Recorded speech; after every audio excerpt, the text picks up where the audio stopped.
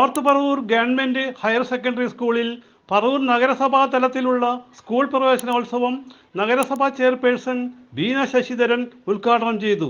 Vice chairman MJ Raju അധ്യക്ഷനായി. മുൻ മന്ത്രി S. ശർമ്മ, മുൻ MP KP ധനപാലൻ എന്നിവർ മുഖ്യാതിഥികളായിരുന്നു. പഠനോപകരണങ്ങളുടെ വിതരണം നഗരസഭാ പ്രതിപക്ഷ ലീഡർ TV നിതിൻ നിർവഹിച്ചു. പിങ്ക് ഷീൽഡ് ചാരിറ്റബിൾ സൊസൈറ്റി കുട്ടികൾക്കായി 100 ബാഗുകൾ നൽകി.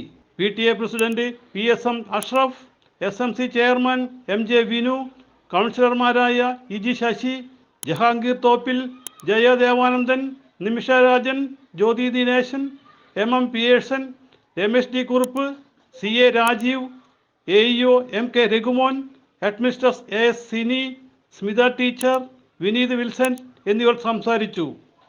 അക്ഷരദീപം തെളിയിച്ച് മധുരപലഹാരം വിതരണം ചെയ്യുകയും ചെയ്തു.